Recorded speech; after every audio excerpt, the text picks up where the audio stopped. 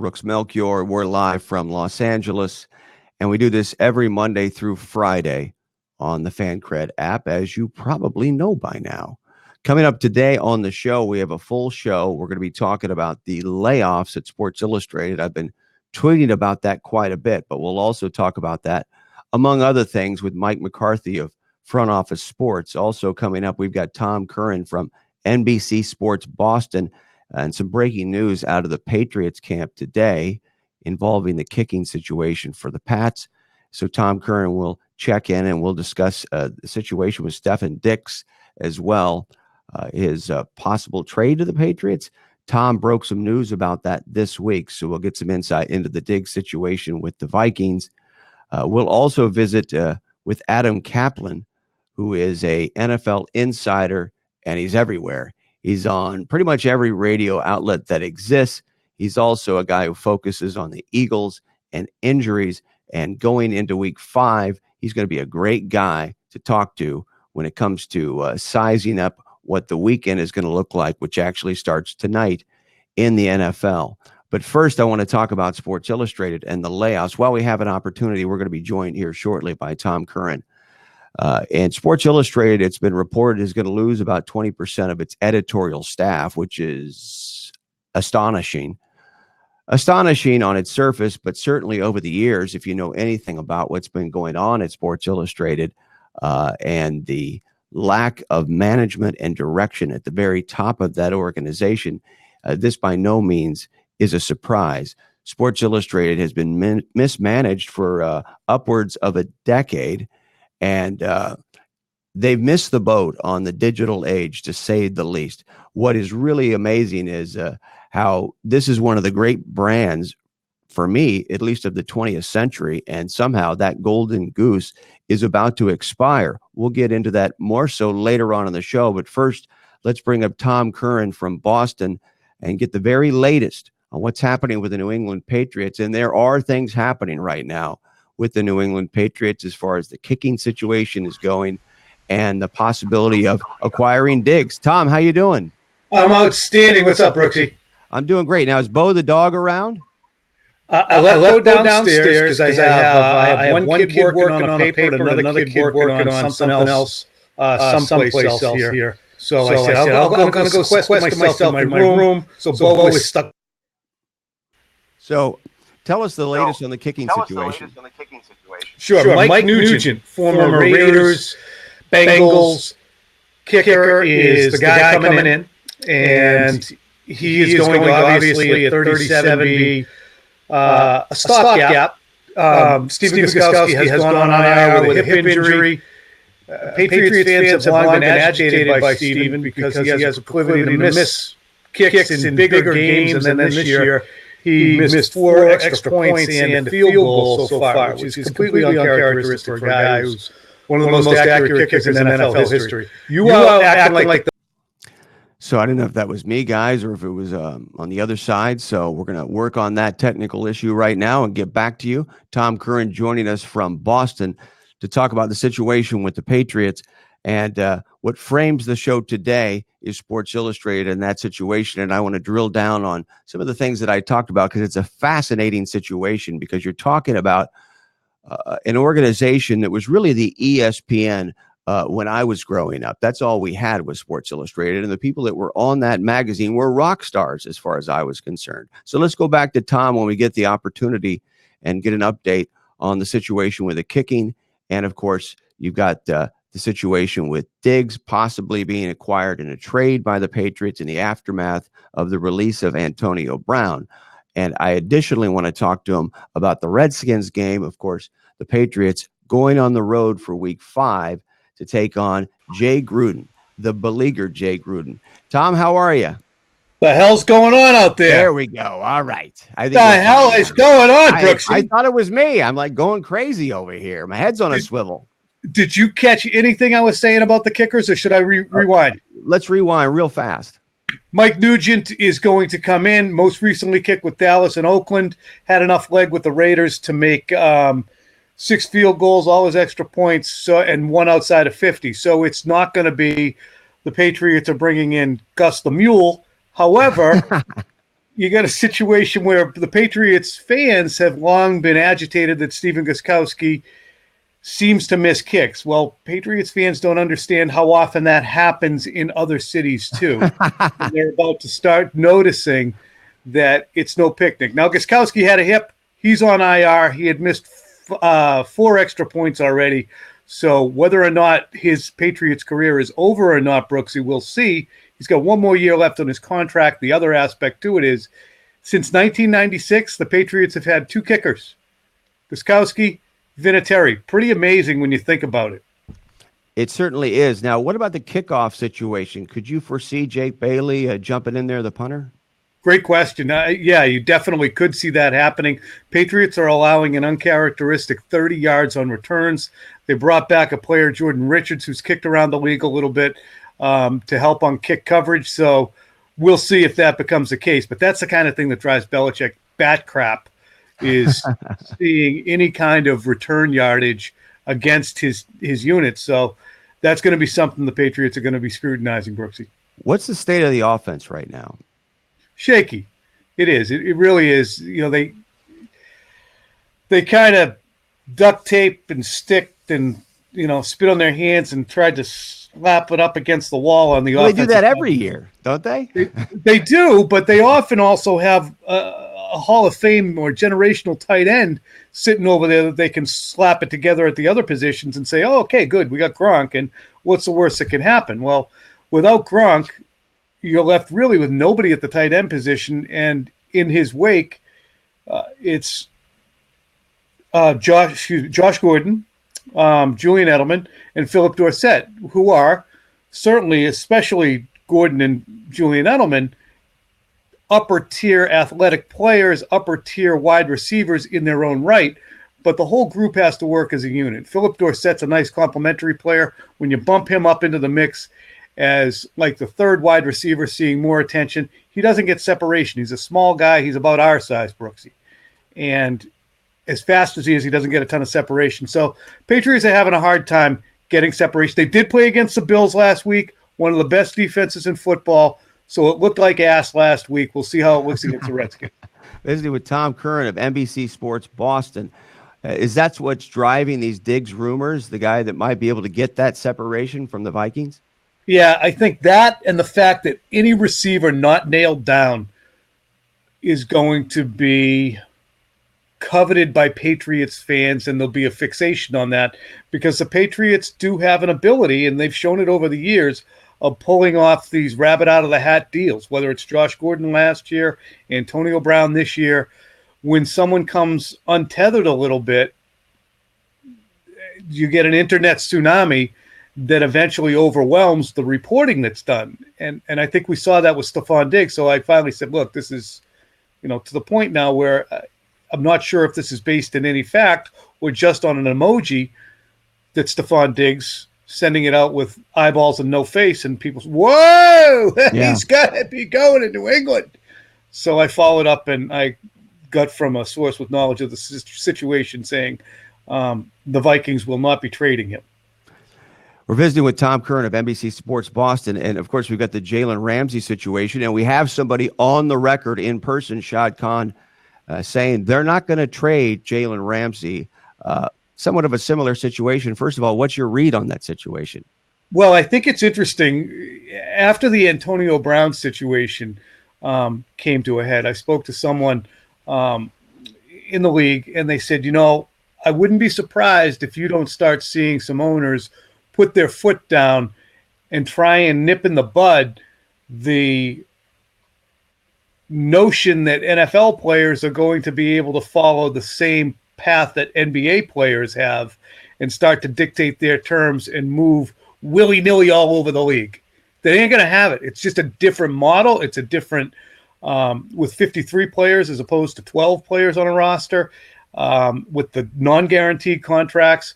So whether it's Jadeveon Clowney kind of forcing his way out of Houston or Jalen Ramsey trying to do the same or Antonio Brown doing the same in Pittsburgh and Oakland, I think that you're going to see fewer instances where teams are going to find a way to go along to get along. But I think the Ramsey thing has been fascinating because you get an old school guy like Tom Coughlin Yet the Jaguars, who have backed Ramsey into a corner, are now trying to lure him out by being nice and being accepting of his excuses. Isn't it fascinating to watch? Coughlin must be going, what are we doing? It's a theater of the absurd. And but I think this is a pivotal moment. I think it's a pivotal moment in NFL history, what's happening right now. And it's interesting you talked about the Diggs thing, because the internet and social media is playing a huge role, as you mentioned, in generating that. Of course, the media plays into it, dovetails into it, but I think this is a big deal. And when you see something like Shad Khan come out and personally address it, that tells me there's a lot of conversations going on behind closed doors. Yeah, and I think, it was interesting to hear that, because I hadn't thought of that necessarily on an ownership level. You look at what Anthony Davis did with New Orleans, and Anthony Davis was not viewed as some kind of a malcontent or a guy who was difficult to get along with. And when he kind of went on wildcat strike with the New Orleans Pelicans and forced his way out, right, it was I thought it was interesting and telling. On one hand, it's outstanding that these guys do get control, and we're seeing it out where you are in California, guys getting control at the college level of their own autonomy and ability to realize that they are unique. And two, it upsets the model of what we've grown to watch with. We're going to have all these silos of teams that are going to be run a particular way, but all the silos have to work together equally. We're visiting with Tom Curran of NBC Sports Boston. Just one question from the comments for you, Tom, today on the show. This viewer asked Jeff, is there any way that the Patriots are actually looking at Cody Kessler seriously as a contender to compete with Stidham in case Brady departs? Good question. No, he's in town as more of an arm. It's good to have three arms, especially if Brady has occasions where he's taking some of those mental health days, which he had the first couple of weeks of the season. Did not do that this week. But you need somebody to run the offense and the scout team. And if Stidham is doing one, he's going to be a little bit limited on doing the other. Sometimes these guys, too, they get into the league and they haven't thrown this much. Stidham has probably thrown now, when you think about it, since he's been drafted, more than he ever had an occasion to when he was at Auburn or I believe it was Baylor previous. I'm blanking on that. But the throws, too, just the volume of throws when you go from college to the pros, it's drastic. So you really do need three quarterbacks sometime, especially if your second is a rookie. So he's in as an arm, not as competition. So this just came in, Tom, from the St. Paul Pioneer Press, the beat reporter for the Vikings. We're quoting him on Twitter. I asked Stephon Diggs about trade rumors involving him, and he said, quote, "There is no truth to all rumors." So you were ahead of it. You broke it, and now we've got it confirmed. Not going to happen. So one last thing, though. What scenario potentially would have to play out for Tom Brady to depart in the future? Do you mean after the season? Right. It would have to play out that they get into a situation where his $23 million salary of this year is somehow cut in the next offer. If the Patriots come to the table and say, look, Tom, you started out great, but we really hit up against the wall there and you're going to be 43. We can only really do 20 million with, some incentives. I think that would occasion Brady to say, you know what, why don't I do what Dante Hightower and Devin McCourty and even Randy Moss did? Why don't I go out and see what the market has to say? And I would be, while it's unlikely that Tom Brady goes someplace else, his calling of their bluff and taking a free agent visit would be the first step on that. So that is almost so cataclysmic. Yes. That let's see if he takes a visit first. I think that, do you agree with me on that? Yes. For Tom Brady to go on a free agent visit. I think, Don Yee plays into this dynamic and the familia connection with the crafts and all the things that go into that. And it's a question that I asked you, that this is Armageddon that we're talking. We're quietly discussing it, but it would be Armageddon with helicopters all over the place following him. Yeah, and we also have to get our minds around the fact that what we saw last week with the Patriots against Buffalo, is that an aberration, or is that going to be somewhat of the norm when they play against better teams? And always, always, always, the blame is going to rest at Brady's feet when somebody looks at 17 for 34 for 149 yards and an end zone pick. They're not going to say, geez, he doesn't have Gronk, he doesn't have Cooks, he doesn't have Amendola. They never replaced those guys. He's got Josh Gordon and Julian Edelman. They don't have a running game. They're not going to say that. They're going to go, yeah, he's 42.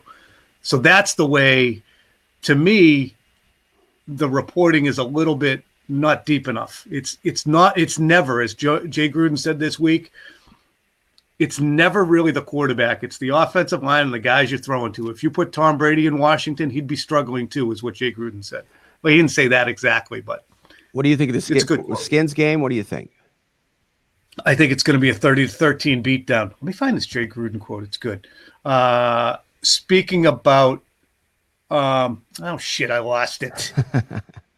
Oh, it's in here somewhere.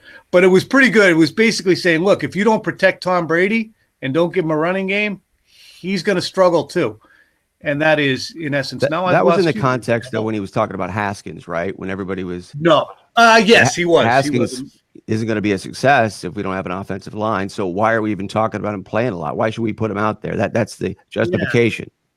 And you can't put McCoy out there either and feed him into the wood chipper. His leg just, right. He's just over that. And the Patriots are so aggressive offensively. It's going to be Case Keenum, I would imagine. And we're still early in the season. They're still trying to make the play in their delusional mind, the ownership's delusional mind. Maybe they're getting that signal from on top. Yeah, and it's fascinating. There's a number of teams who are in that 0-4 domain already, Denver included, that you can't, especially under a first-year head coach, start tanking. You're seeing how it's working in Miami, that if you start bailing on your team, how ugly it gets for the guys who have to show up for work and put their health on the line on the regular, knowing that the team isn't necessarily trying as hard as it can to win. So I just got this message, and I'm so sorry, Tom. The message that came down on Twitter, Stefan Diggs was asked by the St. Pioneer Press reporter, is there truth to the trade rumors? And Diggs actually said there is truth to the rumors. So sorry about that. Yeah. The opposite. Here we go. No victory. Here we go. Yeah. And I got it wrong initially. So apparently it's up in the air. Maybe he would like to think that there's truth to that. I think that would be the perception. He wants to go. Well, but from what I'm hearing, the Vikings are not interested in moving that. You just described the scenario, though, I think that's pushing this narrative, and it's coming from social media, and it's being driven by Diggs himself. I mean, you've seen, I mean, you're right into it. I've seen your stories. You're digging into the social media aspect, and this is the 21st century, and that's actually something you've got to account for if you're the Vikings and your other teams. If you're not, you're going to be behind the game. And that's going to be the constant churn when you're a team to try and tamp out, stamp out, tamp down, and extinguish the rumors that a player, when he, again, feels the autonomy, can say, you know what, I have the ability to keep the heat up here. This is a big, it's fascinating. This is a big moment. Thanks so much, Tom, for jumping on. I really appreciate it. All right, Brooksy, take care. That's Tom Curran of NBC Sports Boston. Wow, sorry about that, Cam. You wrote it right. Our producer, Cam Smith, in Boston, helping me out on the show, and very, very quick with the information about Stefan Diggs. And now Diggs has confirmed himself. There is truth to the rumors. So the Patriots are purportedly a potential landing spot for Diggs. Now, the question is, what is motivating him? What's the reason that he might want to leave the Vikings? Well, obviously, the Vikings are in deep, you know what? Kirk Cousins doesn't look like he's the long-term answer. So we're going to have to wait and see how that plays out. What are the Vikings going to do from an ownership standpoint? Because I think this is a critical moment, really, in NFL history.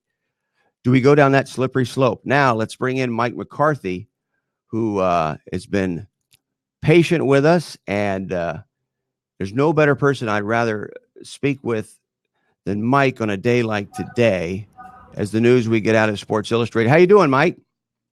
Brooksy, how you doing? I really appreciate your patience, and thanks so much for coming on, man. Yeah, it's a sad day in print journalism. You know, SI is one of the all-time great brands in our business. And just looking on Twitter now, it's kind of like a real-time wake.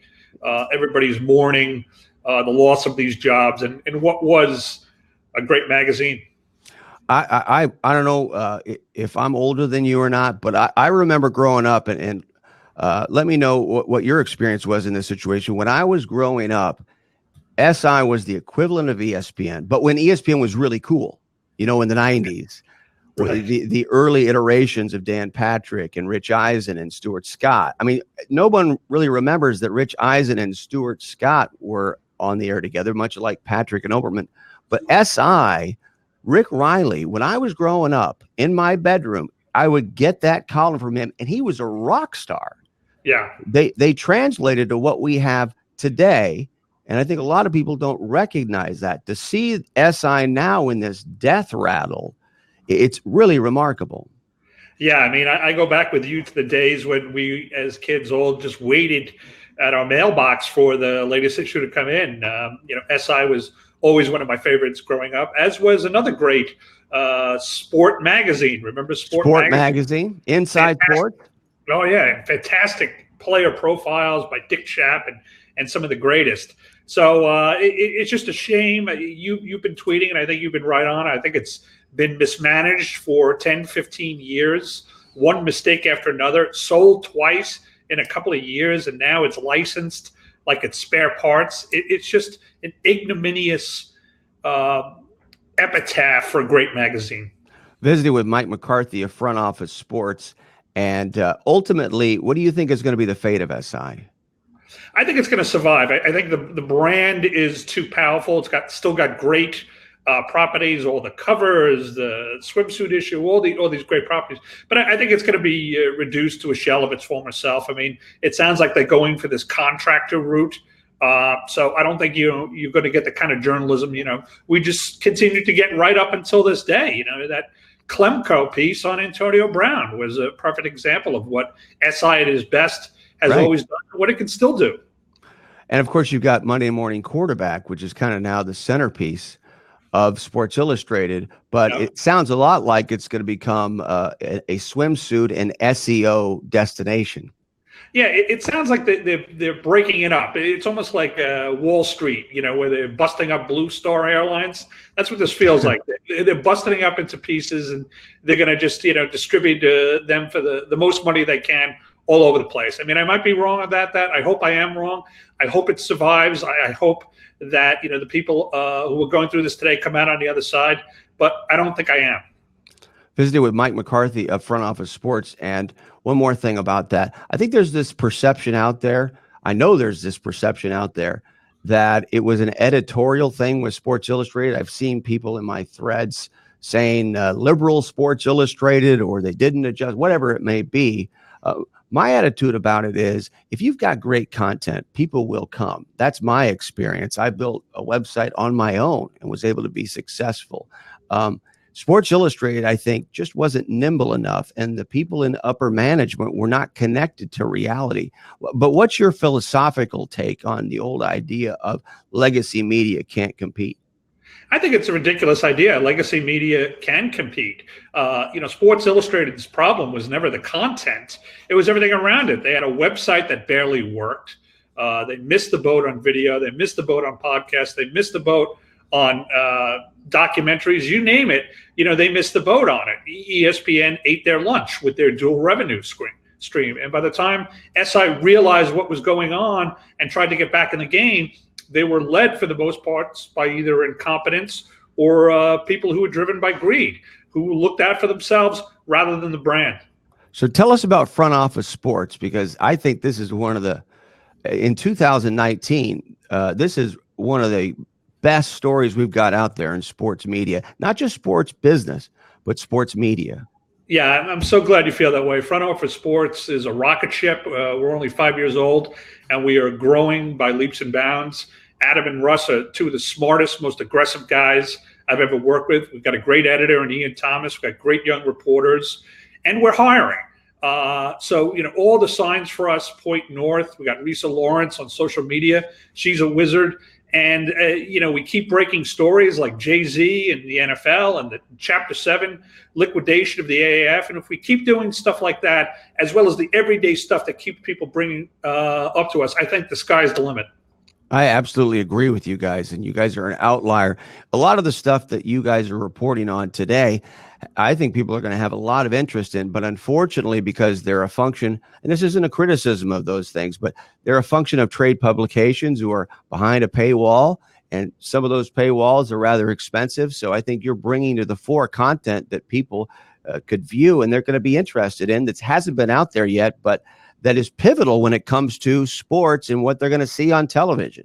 I think that's a great point, Brooksy, and thanks again for contributing to our NHL roundtable today. We're doing the kind of sports business stories that, as you said, is behind a paywall at most other places, at almost all other places. And, if you don't think that the regular sports fan cares about sports business, they do. They want to know, who's on TV and where they can watch and who's up and who's down and who's zooming home.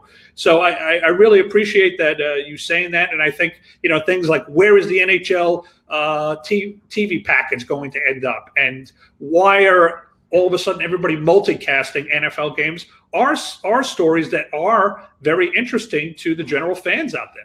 Talking to Mike McCarthy of Front Office Sports, let's get into a story you broke, and it's arguably the biggest story for my money of 2019 in sports business. Jay-Z partnering with the NFL. What's your take on the halftime show and how that's played out this week? Well, I want to know why Beyonce is not playing on the halftime show. That's my question. I mean, I think number one, I think it's a great move by the NFL. I mean, the NFL won't say this, and a lot of people in the media won't say this, but those Colin Kaepernick protests definitely hurt the league ratings wise and from a business standpoint. And making Jay-Z the face of this whole social justice initiative and racial justice initiative, I think is a great move for the league and for Jay-Z. I think where it nets out is a couple of years from now, Jay-Z is going to be the first African-American NFL owner. I think the league is going to owe him big time. I think he's going to get inside that tight circle of billionaires. There's only 30 or 31 of them around there. And I think that's where this all nets out. Was this whole thing fueled by the inability of the NFL in the last few years to be able to book a halftime act at all?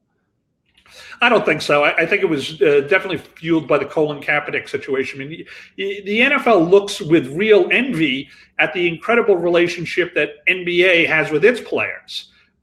Their players are able to say whatever they want, but the NBA never had the kind of political protests and the taking a knee and all that type of stuff that split the NFL apart. So I think they saw this as a way to really address their players' concerns. I mean, if they get some great acts for the halftime show rather than the lame-o Maroon 5, that's a side benefit.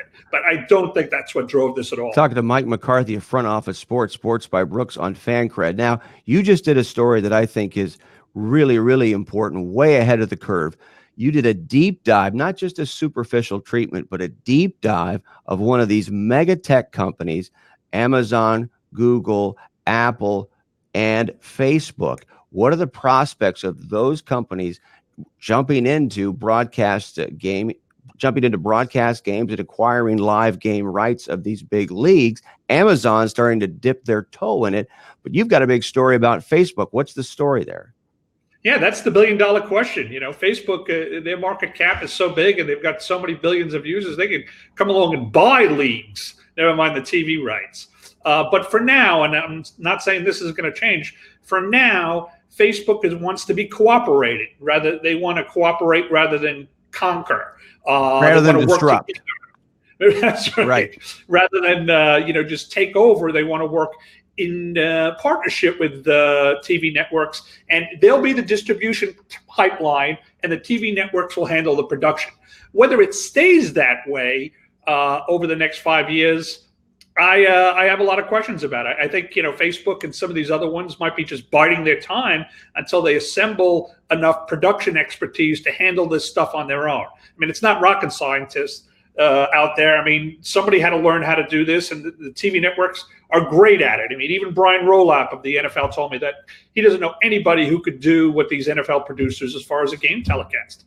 But it is a skill that can be learned, or you can hire the people to do it. So my question is, are they going to have the same attitude 5 years from now, this cooperative, let's all work together attitude that they have now? So it sounds like you think this is inevitable.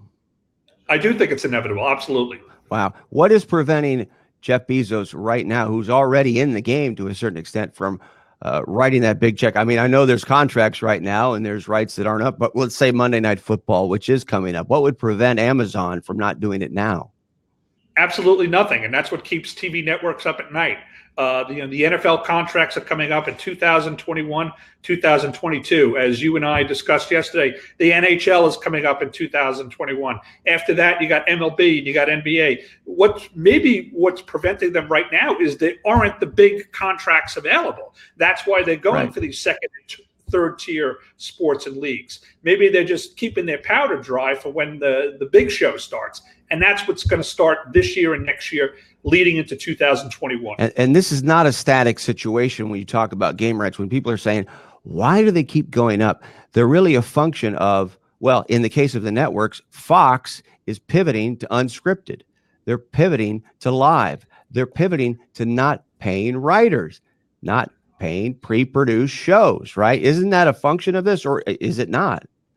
It is a function of it. And you see the numbers coming out of Hollywood. Your turf out there. You know what I mean? The numbers for regular entertainment programming are down across the board.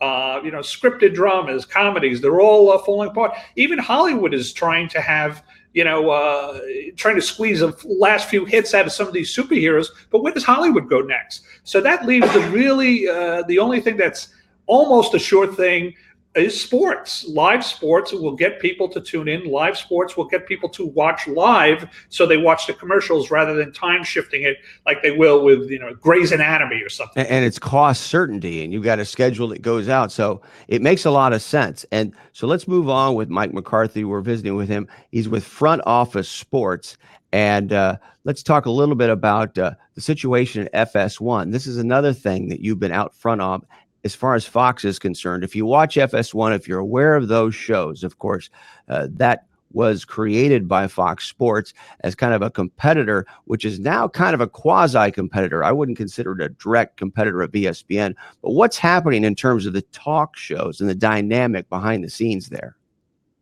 Well, from what I hear across the board, they're looking to rein in costs a bit. We just did a story. We broke the story about Shannon Sharp re-signing with FS1.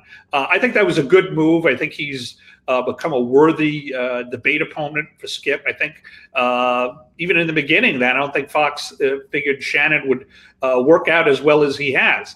But, besides something like that, taking care of key talent, I'm hearing they're trying to rein in costs. They're not going to go out there and spend, the kind of money that a Jamie Horowitz would spend when he was looking to go after ESPN.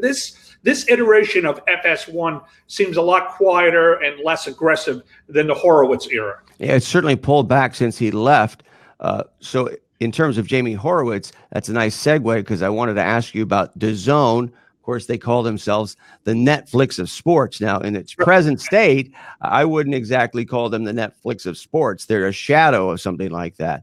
But they're in the business of live game rights. John Skipper, of course, longtime guy with ESPN. John Skipper has probably made more money, and I mean this literally, for more people than anyone in the history of sports, not just sports media, because look at the amount of money NBA players are making today. That's directly derived to him waking up one morning for ESPN and deciding, I'm going to write a $90 billion check, right? So John Skipper, that's a guy you want to be around. You want to hang around that guy. But and his own people, too. Look at the contracts he gave Jamel and Michael Smith and, all sorts of ESPN. Well, he started this market. Very well paid, yeah. That's a good question, and I want to drill down on that 1 second. What about talent? What about what they make? We know that there's guys out there right now like Skip Bayless is making $6 million a year, and that's derived from Jamie Horowitz and John Skipper. So what's that market like today? Is the market starting to pull back with the Jimmy Pitaro running ESPN? I don't think the market is pulling back. I think the market is changing. I think what we're entering here, Brooksy, is the era of the one percenter in sports TV. In other words, the very tip-top talents, the Skips, the Stephen A's, are going to make most of the money.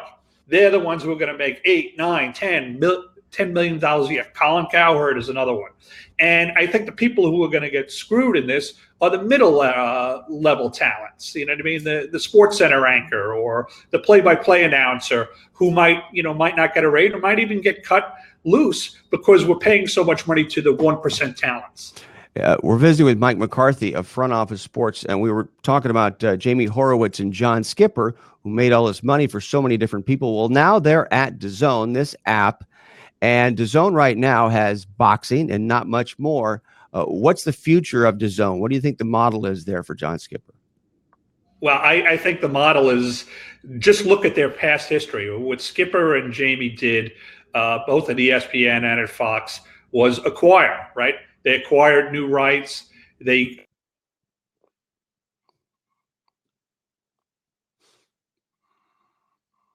and the NHL. They're even getting into documentaries. They hired Deidre Fenton, who was one of the ESPN's top documentary filmmakers and was one of the folks behind the Oscar-winning OJ documentary. So I think when you look at those two, you look at their track record, I think they're going to be very, very aggressive going after sports rights and talent. What about Embrace Debate? That's what Jamie Horowitz spawned, starting with Cold Pizza and First Take, and now all the other shows that have followed. Is that a possibility for DAZN, you think? I don't think so. I think Embrace Debate may have plateaued. I mean, I think you've got two Embrace Debate shows, and they go head-to-head in the mornings. You got First Take, and you got Undisputed.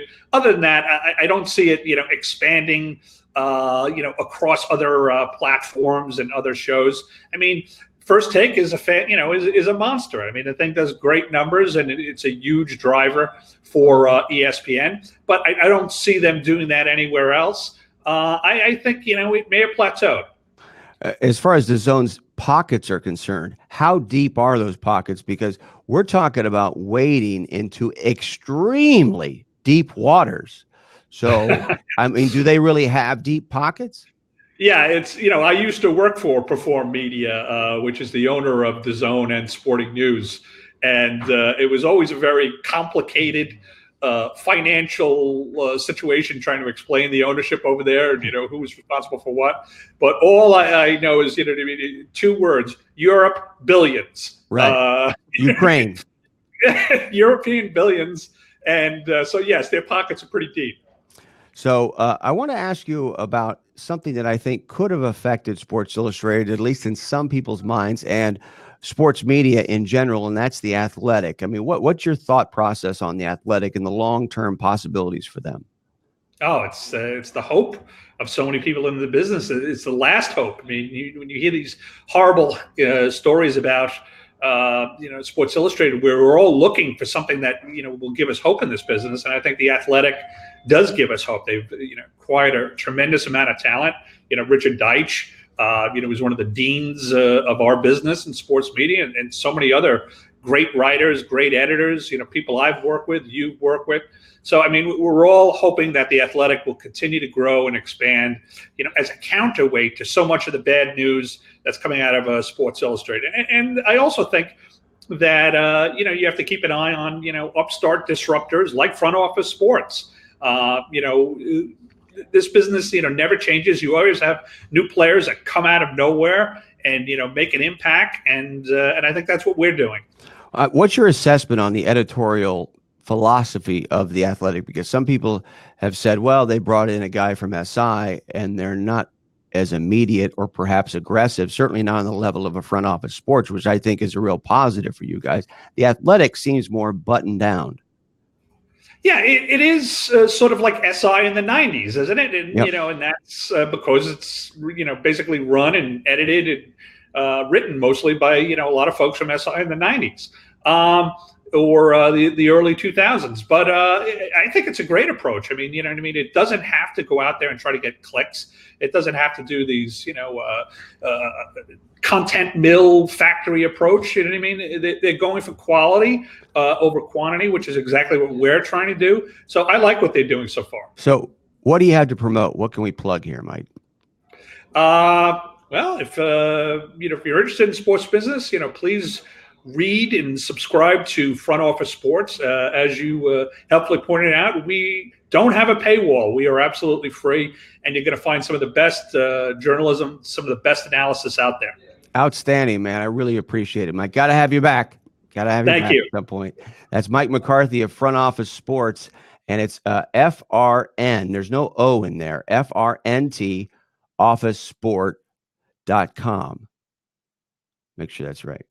frontofficesport.com. All right. FRNTOFFICE sport. Front Office Sports. And then Mike's Twitter is M McCarthy REV. M McCarthy REV. All one word. That's on Twitter. And he joined us from New York. And I forgot to ask him about him being a professor at Rutgers. Damn. Ask him about the Rutgers job that's open, college football. So coming up, we're going to be talking Dallas Cowboys football with Jared Sandler. He's going to be joining us from 105.3 The Fan. And we're going to break down the Cowboys and the Jets and get some expertise there. That's just in a moment. And later, we're going to talk to Adam Kaplan. Adam's everywhere, NFL insider on pretty much every outlet that exists. And I'm also going to talk a little bit about the Sports Illustrated thing some more and give you some insight into it. But first, let's go out to Dallas and check in with Jared Sandler, who is with us from 105.3 The Fan. And Jared's, I want to point out, by the way, that Jared's Cowboys coverage is brought to you by mybookie.ag. With mybookie.ag, you can double your deposit with the promo code Fancred. So if you go to mybookie.ag, and you sign up, and when you deposit something, use the promo code Fancred, and it will be doubled. Wow. And we're going to be talking about lines for the game for the Cowboys as we visit with Jared Sandler. Now, where are you at, Jared? I am currently on campus at TCU. I'm speaking to some young broadcasters today, probably setting them off course. But I'm right outside a little deli getting some lunch and talking to you, Brooks. Now, wait a minute. You're not just going out there to see the Gary Patterson statue. I am not. I have seen that statue. I still find it to be quite unbelievable that an active coach who's like still pretty young has his own statue. But I can definitely go and take a picture of it and tweet it. It is. You got to. It's quite remarkable. I'm glad you brought that up. It reminded me how bizarre it is that he has a statue. He's incredibly accomplished, but I mean, he's not like 85 years old or anything. It's not like he's Joe Paterno who's been coaching for 45 years. Or it's not like he's won anything. Right, exactly. I mean, he's taken TCU to a great place. But yeah, you're right. It's not like they've got a bunch of national championships under his watch or anything. Hey, by the way, before we get to football, I want to ask you about the new ballpark for the Rangers. And hear me out, okay? Because there's this news about the Rangers are going to have this $9 billion ballpark, and Arlington's going to spend $500 million in public money. And maybe it's just me, but this kind of comes off as, hey, let's use climate change because the Rangers, I guess, are justifying it by saying it's too hot. It's now too hot in the state of Texas, so that's why people don't go to the games. And I think there was a big story in the New York Times about it. Okay, so it's a brilliant idea. I'm not saying that they're making it up, but I guess I am. It's a brilliant idea because if you push back, you're a climate denier, right? So, I mean, am I totally out of line in maybe conspiring on something like that? I don't know. I don't know what the strategy, the communication strategy was, but I'll tell you. I mean, being there every single home game, you can't play day games between June and really this year through September because it's so uncomfortable and the attendance drops significantly during the day. The other part of this is Arlington is not where they draw most of their fans. They draw mostly from Dallas and Fort Worth, and it rains a lot. It's not like Seattle by any means, but if there's a threat of rain or if it's raining, they lose walk-up. They lose people who have tickets that maybe it's a part of their season ticket package. And now you don't have to worry about any of that. But I think the heat's the primary thing. When they first built the ballpark, the technology for an affordable roof just wasn't in place. You know, the Sky Dome, now the Rogers Center, their roof, and I was barely alive at this point, but I guess it costs more than the ballpark itself. And so the Rangers try to avoid that. But I love outdoor baseball. I think baseball belongs outdoors. Unfortunately, in Texas, just like what the Astros have, it's so tough in this heat for fans to show up and have a comfortable experience. Even during the day games when fans are there, you'll see that they're all pushed towards the shaded areas, whether their tickets are there or not. And so I do think it's going to be a more comfortable experience. And that's not – I grew up in this area. I grew up dealing with the heat. It's not like a company line. I'm going to miss Globe Life Park. I'm going to miss outdoor baseball. But I do genuinely believe that this is probably for the best, unfortunately. Visiting with Jared Sandler of 105.3 The Fan in Dallas. His coverage is brought to you by mybookie.ag. Let's talk about the Cowboys game coming up. Which offense is going to show up in Week 5 for the Cowboys? It's a great question. I think what's really interesting, Brooks, is that, you know, obviously there's a big conversation before the year what Kellen Moore's impact is going to be. Are they going to open it up? And they looked like a totally different team the first 3 games, and then they play a really good defense in the Saints, and the Saints did a great job. You know, I went back and looked at the film. They were going 2 safeties deep on first down, which you don't see a ton of, and they were just forcing or baiting the Cowboys to dink and dunk their way down the field. I think another thing, what people aren't talking about, Zeke over the last 2 years has been okay. He hasn't been amazing, and he doesn't break tackles anymore. It's kind of baffling for someone his size, his power. But, you know, the Packers are interesting because they don't stop the run that well. They defend the pass really well, and they can get to the quarterback. And with Tyron Smith not playing and a chance that Lyle Collins doesn't play. And yeah, what's the latest on him, Lyle Collins? That's kind of – I think we're going to find out more today. It was kind of interesting learning that he didn't practice yesterday. I think the thought is that he likely will play, but we'll know more in a little bit, probably in the next hour or so. But the other thing, too, is Travis Frederick was really bad on Sunday. And you know, he's such a great guy, and the story of his return is amazing. You know, people, I don't think, want to necessarily talk about that. But he was not very good either. And I think there's a reality check there that, you know, he'll likely come back. Everything I've heard, he'll likely come back from Guillain-Barré syndrome, which took him out of action all last year, full strength at some point. I don't know if it's going to happen right away. And so it'll be interesting because, you know, as I'm sure you know, the Packers, like I said, rushed the passer really well. Dak did not have a lot of time last week, and they cover well. And it's kind of a similar presentation to what the Saints have. So it'll be interesting to see if the Cowboys can get their receivers running free. Brooks, I'd hate to believe that Michael Gallup's absence, and he might play this weekend, but I'd hate to believe that Michael Gallup's absence is the cause for the Cowboys' offensive struggles on Sunday. If you're set up to where your number 2 receiver's absence is going to change the dynamic that much, then you're really putting yourself in a risky position. Visited with Jared Sandler in Dallas of 105.3 The Fan, and the line is minus 3.5. So what are you saying there? What are you thinking there? I do ultimately think the Cowboys cover. I've watched a lot of Packers football this year. There's something about them that just seems a little off. I know they beat the Vikings. I know they beat the Bears, but they beat Kirk Cousins and they beat Mitch Trubisky and they beat Denver with Case Keenum. There's just something that looks off. Aaron Rodgers, like, he's still great, but he's not what he used to be. He's missing more throws. And I think ultimately the Packers' struggles against the run will force them out of their sweet spot defensively, because I'd like to think that Zeke is going to kind of go back to being a really good running back. I just wonder, again, with Aaron Rodgers, I think it frustrates people when I say this, because he's so great. Yeah, he is great, but he was elite. He was arguably the best quarterback in the NFL. And this has gone on for the last few years. He's been in decline for some time. Yeah, and he's just like, I don't know if I'm allowed to say this. I mean, I'm a closet diehard Packers fan, so that's why I watch all their snaps. We'll keep that between us, all right? Yeah, but he's missing throws that he never used to miss, and I do think this is a special Cowboys team. I do believe in Kellen Moore. I think he's a really, really talented young mind, and I just think that the The weapons they have are too good offensively. The one thing I'd like to see, Brooks, Jason Witten's been a nice addition, but he's still the same, like 5 to 10 yards and turnaround guy, great possession tight end. Blake Jarwin's a guy who they can use to beat teams up the seam if they're going to do what the Saints did. And I'd like to see the Cowboys use more Blake Jarwin, but ultimately I think the Cowboys end up winning this game, and I think they end up covering.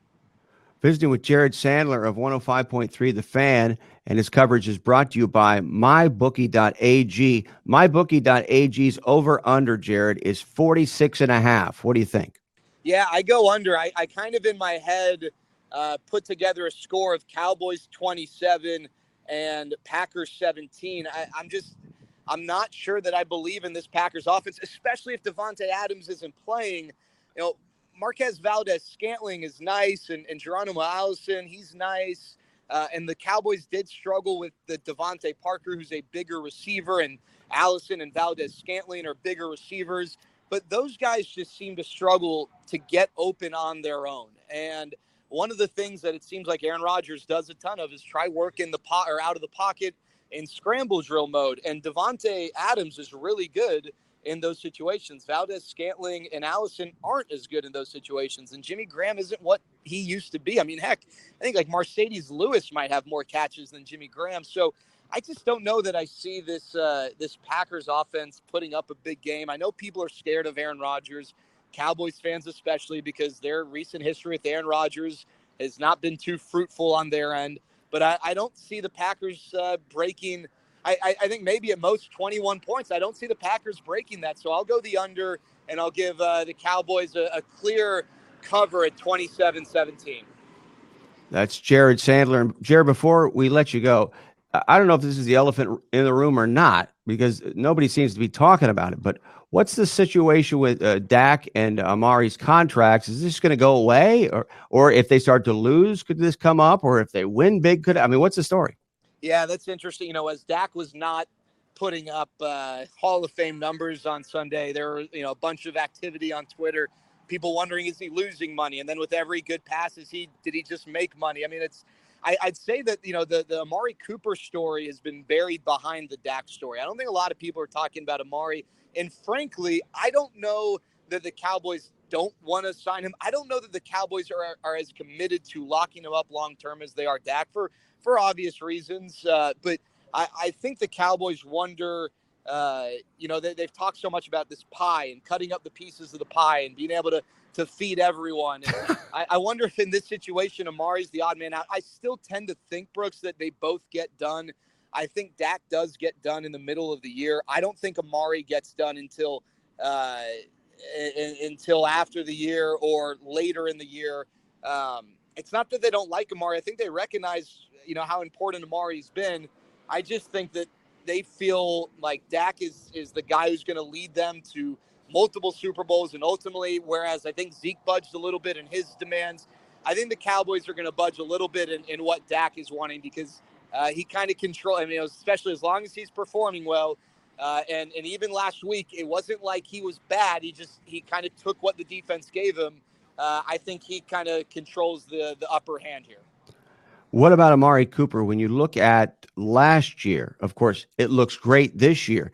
He should theoretically have leverage, but as the season goes along, let's say the Cowboys win 8 games in a row, all of a sudden he's going to start holding out. All of a sudden he's going to start beefing. That's not going to play, right? No, that's not going to help his leverage at all. So I find it really hard. I mean, theoretically, he would have huge leverage if Dak signs. If you don't sign them together, now Amari, like last year, holds all the cards.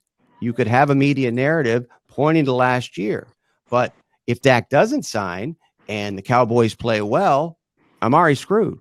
Yeah, no, I think that's very well put. And, it's funny because Amari, it's crazy. It seems like he's been in the league so long, yet he's still so young. And his production in Oakland, is inconsistent, but there were so many other factors since coming to the Cowboys. He really, he made Dak look like a different quarterback last year. And I think Dak is a different quarterback this year. I think he's gotten a lot better. I think he's able to do more and make more throws. But, there's no doubt we're in an NFL world where receivers are so much more valuable than running backs. I mean, heck, people here, and I don't know that I totally disagree, we're saying don't sign Zeke. You just don't need to have a great running back to win at that cost, at that price. But I think, for instance, the Packers, they're going to face this week without Devontae Adams if he doesn't play. You can't just throw any random putzer to at receiver and expect them to be able to do big things. And Amari Cooper is able to do things beyond the average receiver. And so if they can somehow recreate the triplets and they've already kept Zeke, whether, you agree with that or not, but keeping Dak and keeping Amari, I do think they can put something pretty special together. They'll have Michael Gallup under contract for the next couple years, who, he appears to be a guy who will be able to impact the receiving core in ways that Terrence Williams was never able to do. So I would like to see them keep Amari. It is interesting how quiet, but I've learned sometimes, the calm before the storm, right? You get really quiet on a certain player's contract situation, then bam, next thing you know, extension. And that's how it was with Jalen Smith. No one had any idea that was coming, and then bam, Jalen Smith signed to an extension. There's obviously been more chatter about Amari, but it hasn't been nearly as strong here of late. So you're in one of the barbecue capitals of the world. Yes. So I want to hear what you think, because I've gone there and tried it. Your review of Subway's new brisket. Oh, we lost him right when we went to the barbecue part. Let me dial back to Mark, who joined us. Mark, who joined us in the comments area when Mike McCarthy was up. And if we can get Jared back up, that'd be great. But if not, maybe he's headed over to Firehouse Subs. Anybody tried Firehouse? Jersey Mike's, Jimmy John's. That Subway brisket. I don't know if you've had the Subway brisket, Cam, our producer, Cam Smith in Boston. That Subway brisket I think it's outstanding. And I'm from Kansas City, so I would know what's good and what's not good. Sacrilege is what Cam chimes in with. Have you had it yet? You haven't had it yet. Now, here's the thing, though. They serve it with cheese, okay? Lose the cheese. Now, obviously, you can get it without cheese. But when I go in there and order it, I tell them, it's like Jersey Mike's. Get the Shore favorite, whatever it is. Just make it the way it's supposed to be made. You want it Mike's way? You want me to put 36 ounces of vinegar on it? Whatever it is. That's the way we do it on the Shore. But that's what I do. Brisket with cheese. And I've gone in a couple of Subways and they had run out. So I actually now go back into Subway. I had given up on Subway because it's like sawdust, and there's other opportunities out there to go to other places, right? But we thank Jared Sandler, 105.3 The Fan. His appearance, of course, is brought to you by mybookie.ag. And if you sign up and you make a deposit, we will double it. They will double it. I won't double it. Mybookie.ag will double it. And of course, we do that every single week. And he's part of the fourth quarter live crew here on Fancred. We've got 4 different crews going for fourth quarter live. Now, that's a live show that we do on this platform.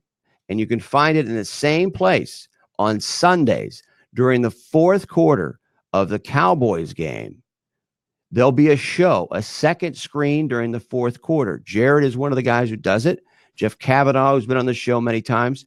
Oh, there he is, Jared. Well, we had the most important question was the barbecue question. And I don't know if you heard what I was saying, but I was going to ask you, being in the barbecue capital of the world, what is your assessment of the new Subway brisket?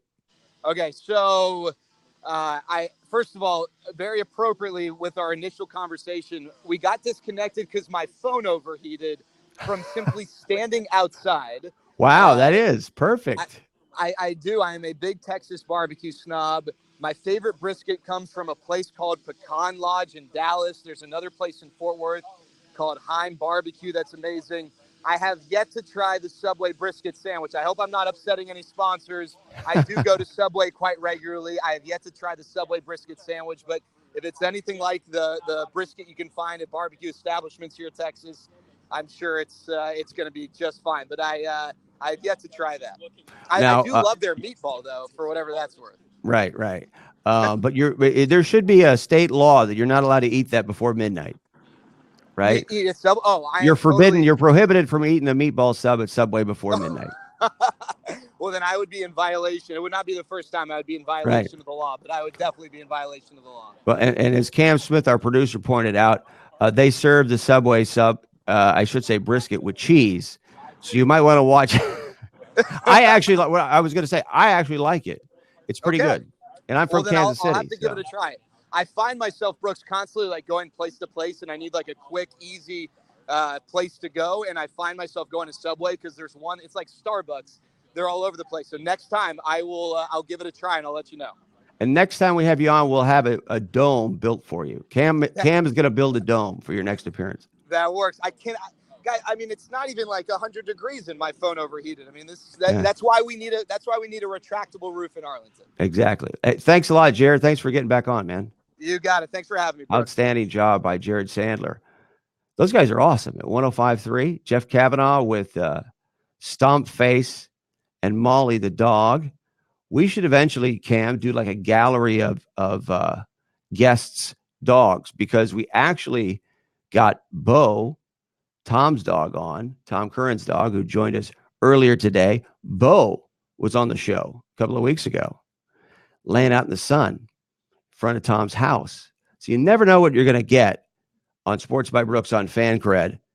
You're going to get instance analysis on the Cowboys game. You're going to get sports media. You're going to get sports business. And earlier in the show, we talked about the Patriots, the breaking news involving Stephon Diggs of the Vikings. If you haven't heard, of course you've heard, there's a possibility that he may be traded. Now, Stephon Diggs wants you to think that, right? And he confirmed the rumors to a St. Paul Pioneer Press beat reporter today. That's just come out. Of course, the problem with this is, well, at least you could look at it from two different standpoints. Are the rumors from Stephon Diggs, who wants to get traded to the Patriots or whatever team, or is there actual dialogue? Is there actual dialogue going on between the Vikings front office and other teams? Those two things are quite different. And don't think, though, that Stephon Diggs, in his own mind, or his agent, wouldn't go out and start to send out tweets and posts on Instagram, things like that, cryptic and whatnot, or maybe not so cryptic, right? Don't think that they wouldn't employ that as a strategy. If you go back, I don't know if you guys are aware of the Cliff Kingsbury situation as it pertains to the Arizona Cardinals, but Cliff Kingsbury, you may and this plays into the manipulation of the media in a profound way that actually could create something, have something happen in the end when there was no chance it would happen initially. And Cliff Kingsbury is a good example. It's the best job of agenting I've ever seen. Unbelievable. So you've got Kingsbury at Texas Tech. Everybody knows they sucked. He is a Texas Tech alum, a former great quarterback at Texas Tech. And he coaches the program into the ground. So it's so bad that Texas Tech fires him, right? You really got to be bad. So what ends up happening? Well, he's a great offensive mind. At least that's what they tell us. And so USC, with Clay Helton on the ropes out here, talk about what would have been a very uncomfortable situation, and perhaps was, in the short period of time that Cliff Kingsbury was here. USC has the bright idea, with athletic director Lynn Swann riding shotgun.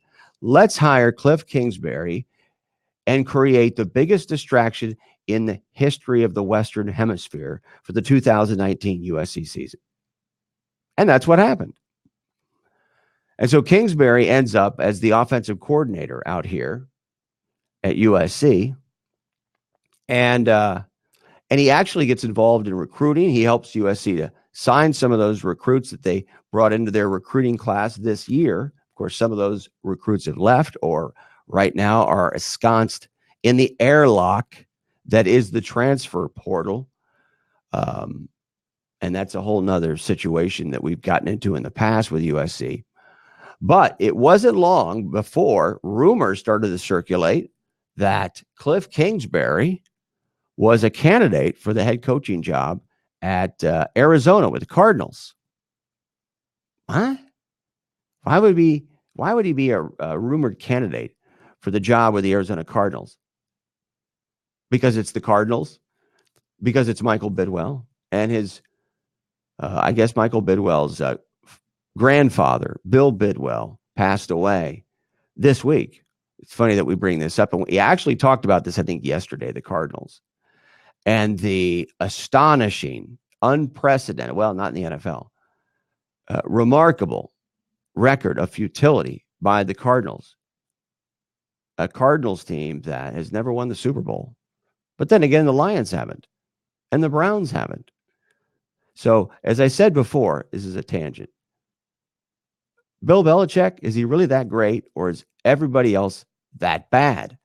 Getting back to Kingsbury. Now, his agent is on Twitter. This is something I should dwell. We should try to get this guy on. I think I'm going to get in touch with him. I don't want to badmouth him then. And why would I? This was great agenting. So this guy is on Twitter, and he is extremely effective, not so much in tweeting himself, but in influencing media members. And that's really the dirty little secret when it comes to where do guys end up.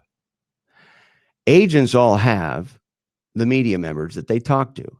And what takes place when you think about Ian Rappaport? I don't want to speak for specifics, because actually in the case of Ian, I don't know. So strike that from the record, Cam. I didn't say Ian's name because I don't know. What I do know is Adam Schefter has actually said this. He said this in an interview a while ago. Of course, the big, high profile, the 1% club, the 1%ers, as Mike McCarthy of Front Office Sports referred to them earlier on the show. Adam Schefter is one of those 1%ers. So Adam Schefter did an interview a while ago. So I'm not speaking out of turn. I'm not speaking out of school. But I should know because this is how it works. This has been my life. How do I have so many people that I know and deal with, and I'm able to break stories? Not a coincidence. Those two things aren't mutually exclusive. So in the case of these NFL insiders or people that break stories, the key is exchanging information, right? So you have agents who are constantly in contact with media members, at least the ones who break stories. And what are those agents doing? They may not be giving that media member information about their client. In fact, they probably aren't. They probably aren't. But what they're doing is creating a pipeline, a consistent pipeline between themselves and the media. And they're providing whatever information they can provide. It can be totally unrelated to their clients. Some agents, of course, don't want to give any information out when it comes to their clients. But understand why they do that. Because when you have this flow of information that goes both ways, and you've got a client like a Cliff Kingsbury, and you have existing relationships with media people, how are you going to find out about the freaking Cardinals job? Or how are you going to find out about a bunch of jobs? Now you know how you're going to find out if you're an agent. You build relationships with different media members, and then you give them information, because as an agent, you're dealing with teams. But how does that agent find out what multiple teams think? That's how they do it. And then you have an agent suggest that your client is a candidate. Now, I'm not saying that's made up in the case of Cliff Kingsbury, but maybe it was exaggerated, maybe it wasn't.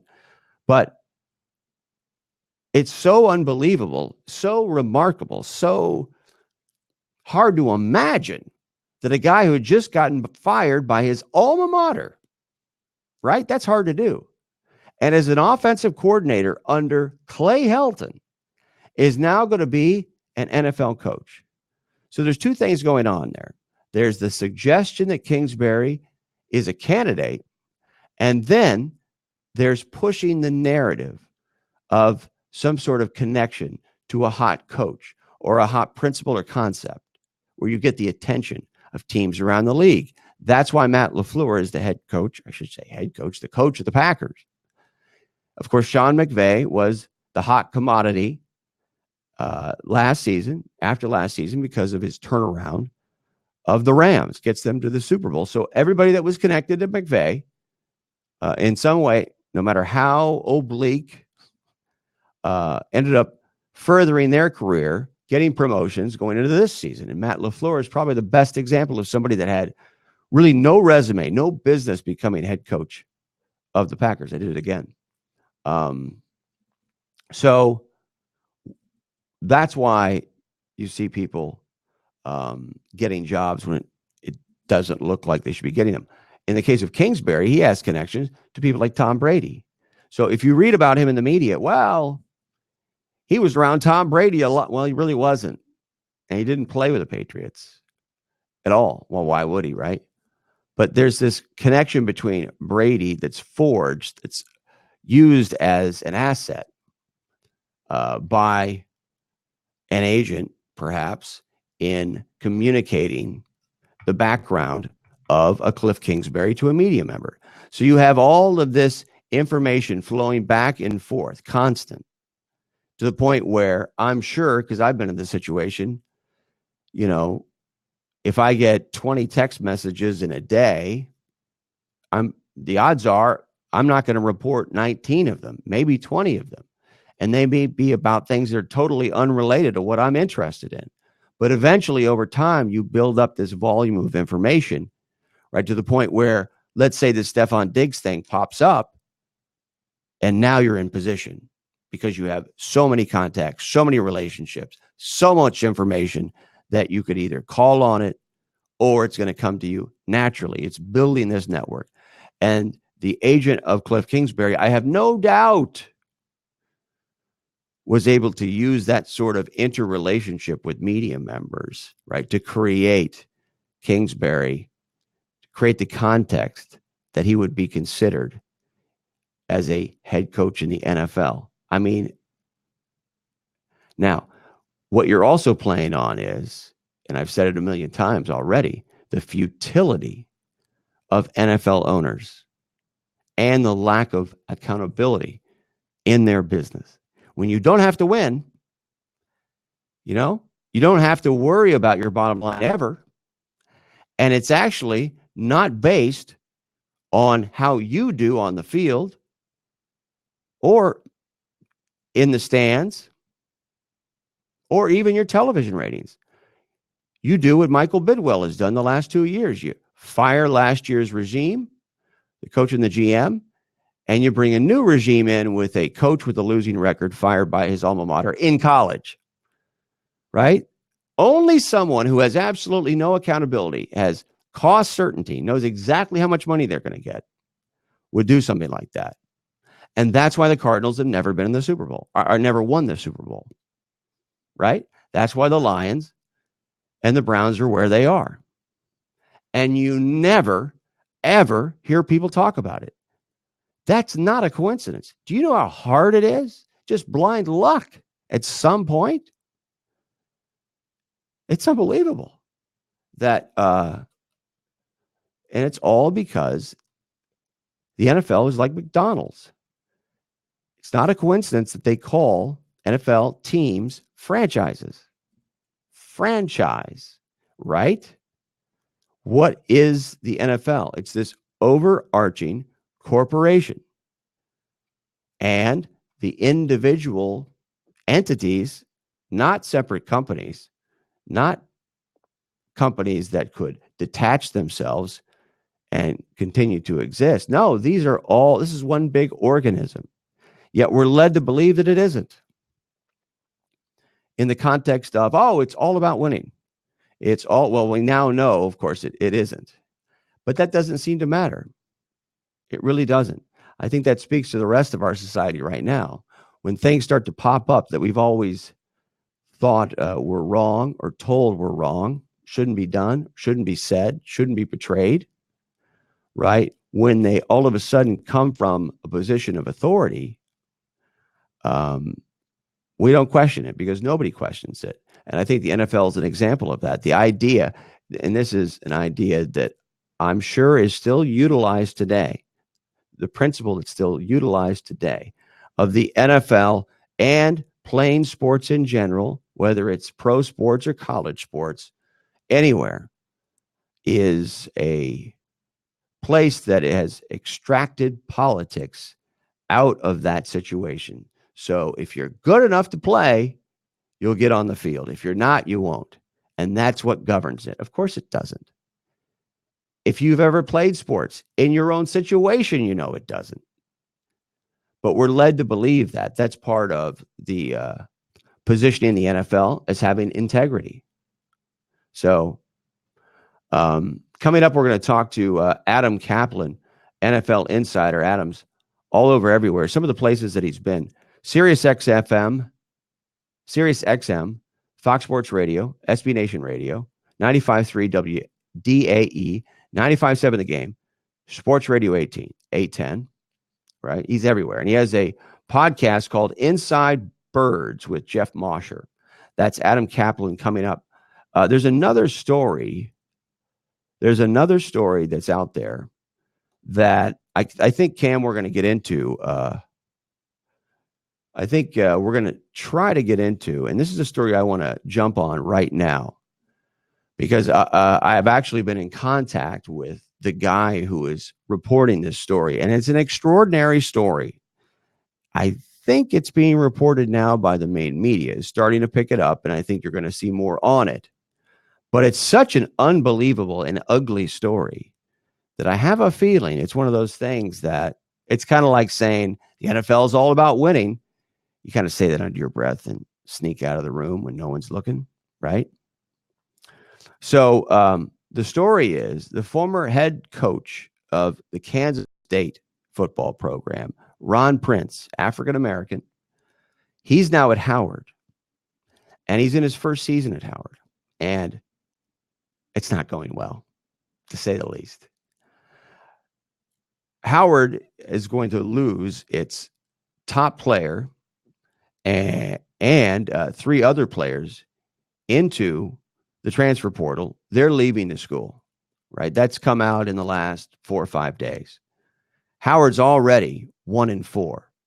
And this is coming off a pretty good season last year, where Howard, I think, was able to cover the spread in what was the biggest spread of all time that was ever covered. I think it was a game against UNLV, if I'm not mistaken. And I think that was last year.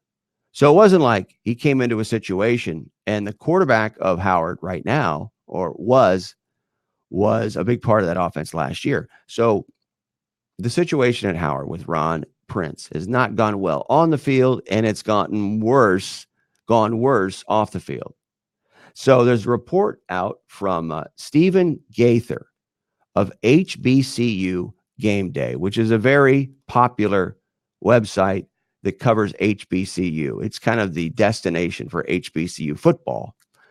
And he has reported that parents have accused Ron Prince of verbal, mental, and psychological abuse, right? So, of course, we've heard that before. Great.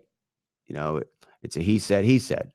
Not so much, though, in this case, because Gaither received a copy of a letter from a parent who, in the letter, claimed to be representing the things that Ron Prince has been doing in his coaching of Howard. And so I want to read this letter from the parent of a player on the Howard football team. And this was sent to the president of Howard, Wayne Frederick, the director of athletics, Kerry Davis, the conference, the MEAC, and the NCAA on September 5th by a parent of a player on Ron Prince's Howard team. And it reads, "To who it may concern, I send this correspondence with great trepidation, and out of fear of retaliation, I will not identify myself. I'm writing with concern about the student athletes of the Howard University football team. I don't want to believe that this is the first complaint that you have received about the hostile and abusive head coach at Howard. You hold all student athletes to a very high standard. If there's an allegation about misconduct, they are suspended or removed from the team and maybe from the institution. Why are coaches not held to the same standard when it comes to the blatant disrespect and harassment of student athletes? Ron Prince has been threatening, hostile, abusive, and disrespectful of the young man and coaching staff at Howard University since his arrival.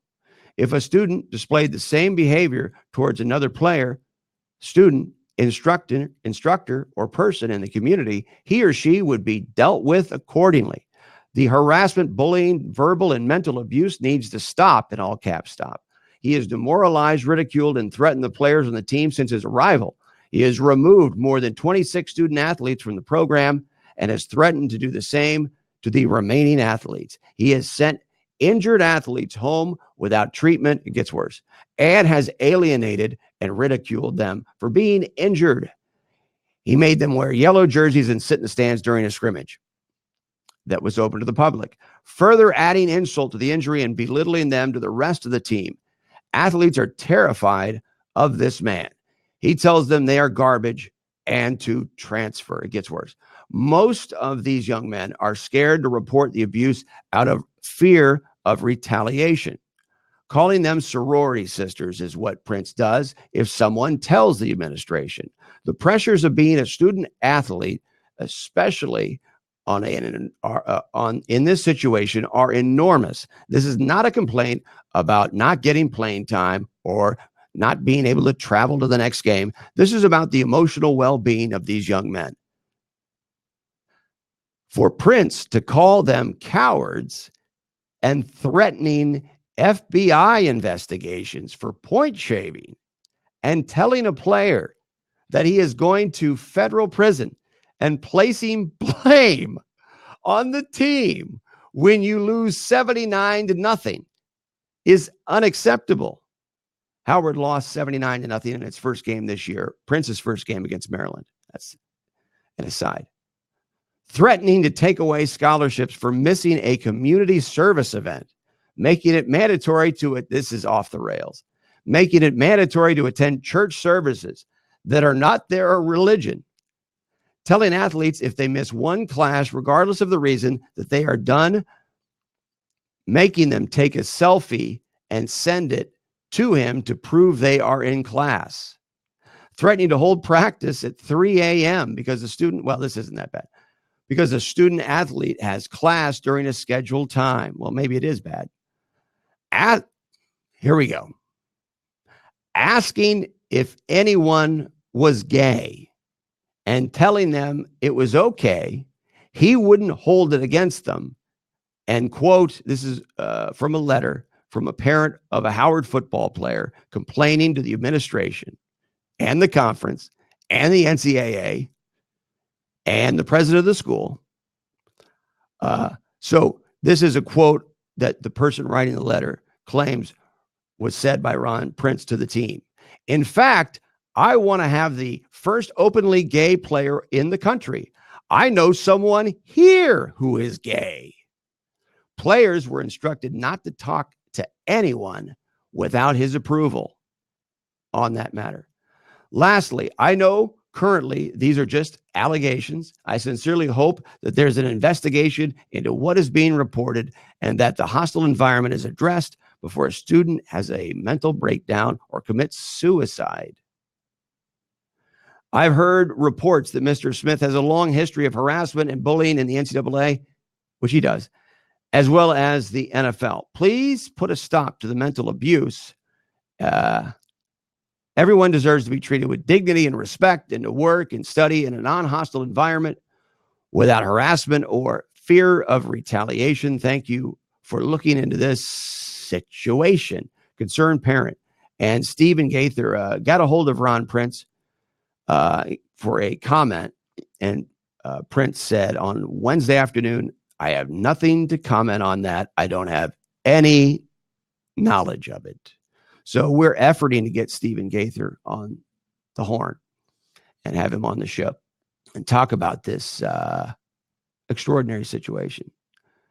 But first, let's talk to Adam Kaplan.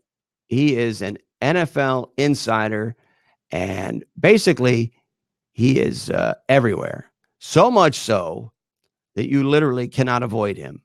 He is physically inescapable. Can't go anywhere. I mean, honest to God, I mean, I've been in my car and I flip on different outlets, and there you are. Hey, there he is. So thanks so much, man, for doing this. I appreciate it. No problem. I'm appearing now in my office in Philly. So yeah, we're the beauty of the web. Love it. Oh, it's amazing. And so what's your read on this Stefon Diggs thing?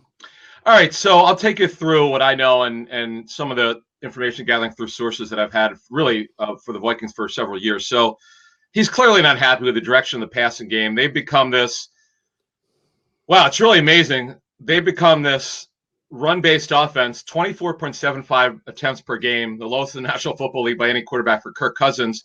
It's not a secret that Mike Zimmer, Brooks, the head coach, wants a run-based offense. This is not a secret. But the pass attempts are way down significantly, and that's impacted Adam Thielen. And Stefon has shown his displeasure. He was grilled by the media today about why he wasn't at practice yesterday, what's been going on. He was only willing to talk about certain things. He's made it clear he's met with everyone. Anyone he can meet with, he's talked to about it internally. But the expectations for the offense were way greater than they've received, though. I would tell you, their run game and Dalvin Cook, him being healthy, Brooks, their run game has taken off, but their passing game has not. Interesting. Is there any way you think this could be related to what's happening to Jalen Ramsey, at least from the perspective of Diggs? I think they're separate, but when you look at Diggs' situation, he got his contract extension, where Ramsey has not. Right. The Jaguars made a decision that they were going to extend Miles Jack's contract, which they did. Ramsey went to Twitter in the spring. As soon as the club told him after their meeting that they were not going to extend his contract, he went to social media and he made his point clear about not being happy about it. When we talk about Ramsey, he went really on a podcast before the season started and talked about the teams he'd like to play for, not the Jaguars. So it's interesting. But getting back to Diggs for a second, according to multiple team sources last year, at the end of the season when the Vikings did make the playoffs, ownership told in a meeting with management and the coaches and other people, they were expecting playoffs this season. So, Brooks, let me ask you this question. If you're Rick Spielman, the general manager, or you're Mike Zimmer, the head coach, are you going to trade your second best receiver, who's pretty good, in Stefon Diggs, and take a step back?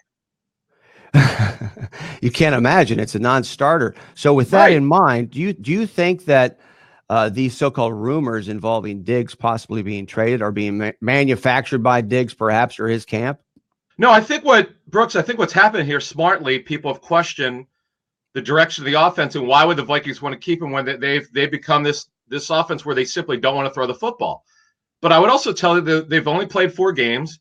They have a new offensive coordinator in Kevin Stefanski, who had a directive from Zimmer, just like John DeFilippo did, to run the football. And boy, they're running the football and running it very efficiently. But the underreported story here is how poorly the offensive line has performed in pass protection. That's what teams who have played them have told me on tape. They've noticed they're not pass blocking as well as most people expected. Because if you're a Vikings fan, you're expecting with Bradbury, their first round pick, and now Elflein playing guard, and Brian O'Neill, their right tackle, getting a full year now under his belt, that their pass protection will be pretty good. But it is not. I think that's part of it. But the direction clearly is to run the football. They need to open it up more, if we're being honest here. But the run game, at least Zimmer should be happy about that when we talk about their offense. You're not implying that maybe it isn't all on Kirk Cousins, right? Tell me you're not doing that, because seemingly everybody else has. Well, no, he's part of it. He's got to be more accurate. But how big a part? I think, yeah, go ahead, Brooks. As a matter of fact, there's some throws, and Kirk admitted that he had to make those throws after watching the tape. He actually went on record yesterday and said that, look, I got to do better. There's some throws, or whatever day he went on record, Monday or Tuesday.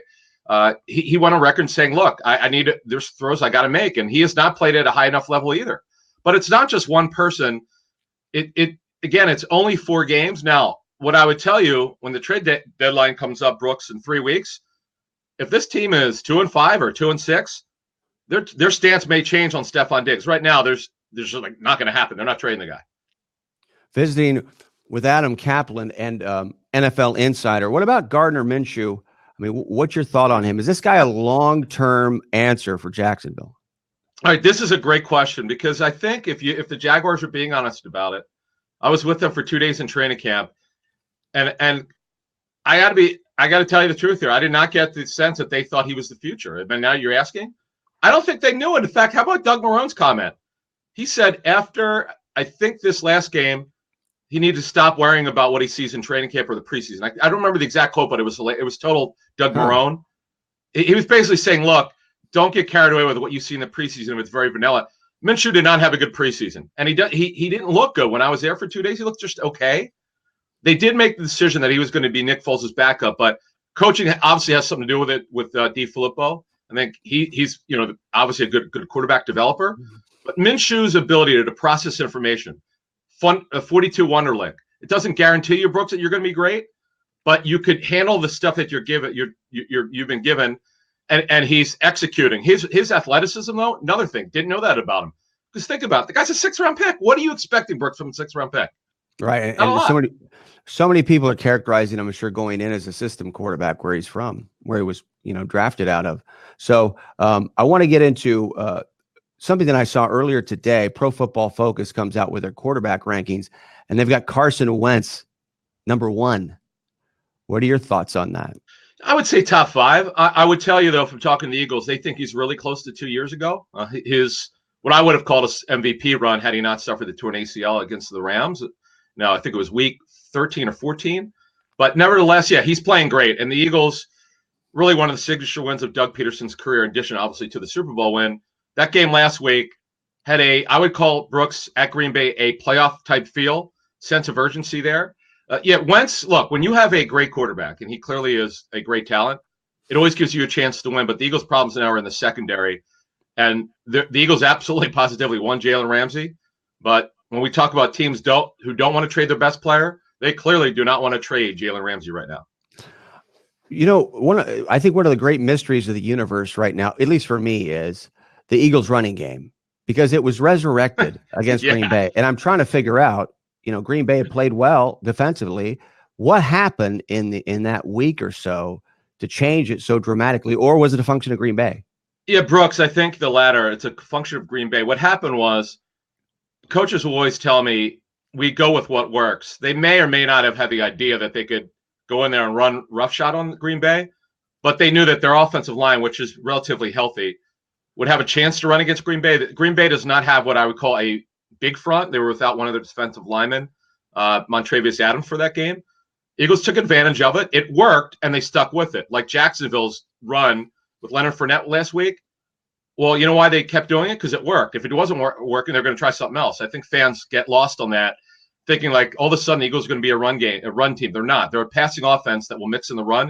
It just happened to work, and they got something. I mean, I'm glad you brought this up because they have a 2-man backfield that's working. This is a committee that's working, and Doug Peterson keeps calling it, and I don't think it's going to change. I think it's a Jordan Howard, Miles Sanders backfield. I think that'll be the rest of the way. I don't see right now them changing that. Visiting with Adam Kaplan, NFL Insider, and he's got a podcast, Inside Birds. You can get that anywhere where you get your podcast. Now let's talk about injuries.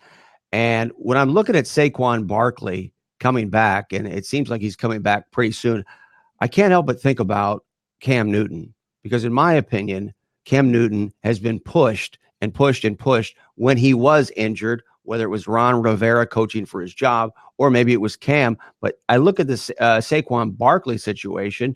Is there a possibility that they're bringing him back too early? Well, with Barkley, I know it is a high ankle sprain. I know that for a fact, but I have to believe it's a mild high ankle sprain. I've covered the league for 21 years. I used to be a co-owner of footballinjuries.com, so I know injuries pretty well, right? Though I'm not a doctor. I've never seen a player come back in 2 weeks from a high ankle sprain, a true high ankle sprain. It's not going to happen.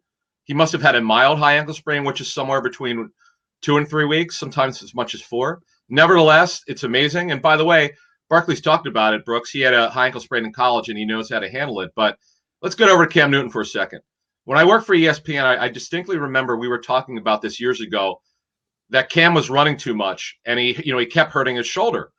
And at some point, he's going to have to stop running because over a 4-year period, he had the most. He took the most hits of any quarterback in the National Football League. That includes getting hit and getting thrown to the ground. It's going to catch up to you. Now, this particular injury, This is a midfoot sprain. You have to let these things heal. And Cam, let's talk about Cam here. He wasn't being truthful. He actually hid the injury, how bad it was. Like we knew he had a foot injury in training camp, Brooks, but we didn't know he was in the kind of pain he was having. Liz Frank. Right.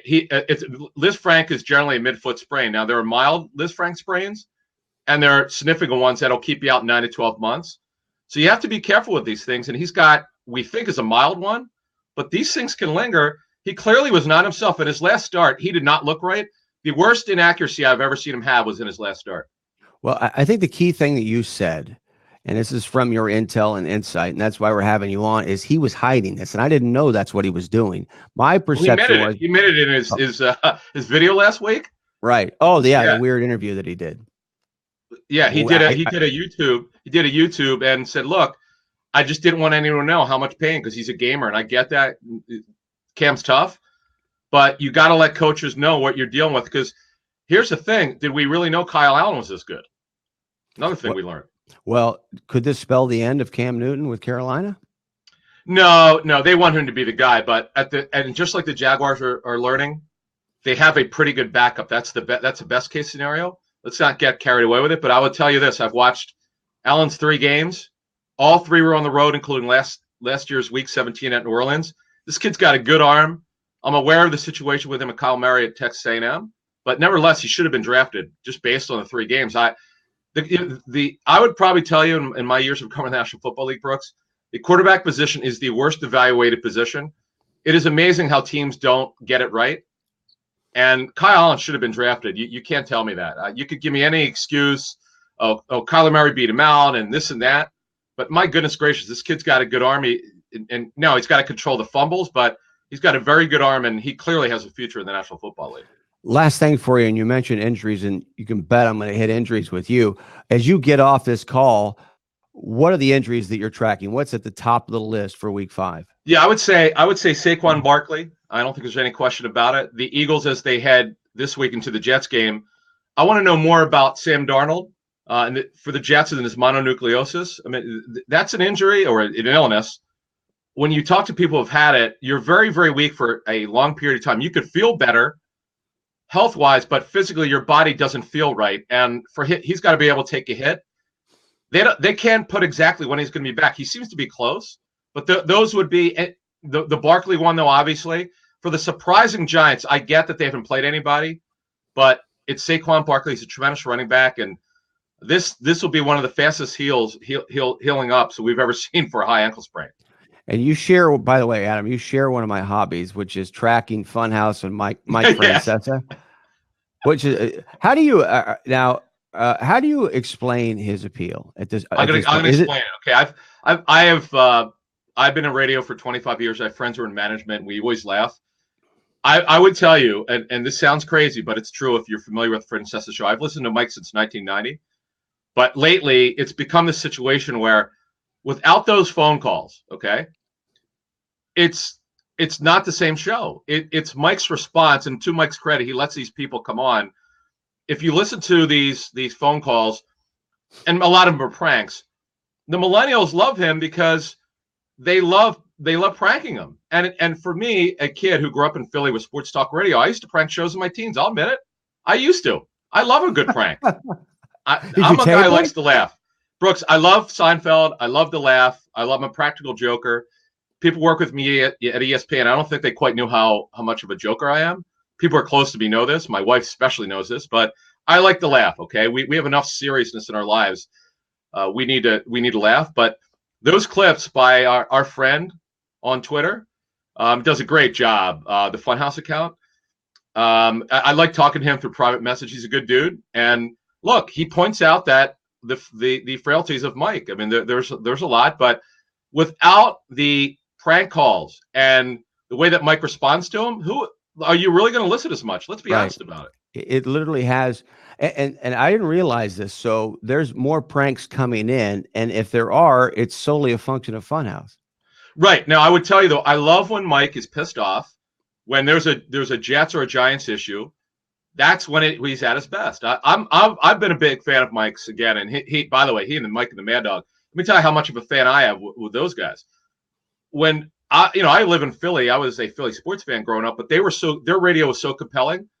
Before FAN put the show on the internet or Mike on the internet, I would go to my car to listen just to hear it. That's how good their radio was. Right. Tells you all you need to know. You would sit in the driveway and you wouldn't Exactly. go inside. I wanted to hear it. I love minutes. Great radio. When I travel, Brooks, to training camps, I will always listen to sports talk radio in addition to Sirius XM with the no commercials, because I want to know what's going on in each market and what the fans are thinking, because it actually tells me if there's an issue that I'm not aware of, that I need to become aware of what they're talking about. I'd like to know about that. So tell us what we need to be plugging on you, man. What do you want me to plug? Oh, just my Twitter, @Kaplan NFL. Right. My podcast with Jeff Mosher. We have one of the top Eagles podcasts, certainly in the world. @Inside Birds is the Twitter account. It's called Inside the Birds. We just had an event with Todd Hermans. Next week, we've got a couple announcements we're going to make with players, and hope some career announcements coming soon, hopefully. Wow. Yeah, we'll see. We'll see what happens there. It's an ever-changing world in the media business. I know you report on it, and you never quite know what's going to happen, and you gotta be open to doing different things. And that's been the story of when I left ESPN with a year and a half left on my contract. I really had to literally try different things. Outstanding, Adam. I really appreciate the time. Thanks for dropping by. Thank you. Appreciate it. That's Adam Kaplan, NFL Insider. You can get his podcast at Inside Birds, and it's a Philadelphia Eagles podcast, but God knows he's everywhere, and he's an injury guy. So if you're watching this and you're unfamiliar with him, it's Kaplan with a C, NFL on Twitter, all one word. And if you're an NFL guy, well, you might be a gambling guy. You might be a betting guy. And he's the guy to follow in the context, certainly of injuries, but inside information. And he gave us a little bit of that on this interview. So we really appreciate our guest today. We're going to continue to track that unbelievable story on Ron Prince and maybe get to the bottom of it, because something that tells me that the rest of the media is not going to, but that's some pretty crazy stuff, weird stuff, not necessarily something that you would find hard to believe in the context of Ron Prince after what happened at Kansas State, right? And my heart goes out, by the way, and it really does, to the people at Sports Illustrated. That sucks. The editorial people has nothing to do with them why all those layoffs are happening. It's upper management. And now, as Mike McCarthy said earlier, it's a little bit like they're stripping off car parts at this point. And it's all about licensing, branding, the SI name. It's really tragic, especially if you, like me, valued it to the extent that I did as a young person growing up. It's really extraordinary to see it play out now in real time on Twitter and the people who are personally affected. That's the good news about Twitter, and that's the bad news about Twitter. That I think defines Twitter, that it's this ironic piece. It's software. Human beings are the ones who are ironic, right? It's nothing without us. But to see all the different dynamics in terms of emotion from the folks on Twitter today, and of course that's what Twitter is. So, but we thank early on Tom Curran from NBC Sports Boston. Of course, we had Mike McCarthy on from Front Office Sports, and earlier today we talked to Jared Sandler of 105.3 The Fan, and you just heard Adam Kaplan, NFL Insider, he of the Inside Birds podcast. And coming up tomorrow, we've got some more big surprises for you. We do this every single weekday, Monday through Friday, from Los Angeles at noon Eastern time. And for our producer, Cam Smith in Boston, I'm Brooks Melchior saying so long. This has been Sports by Brooks on Fancred.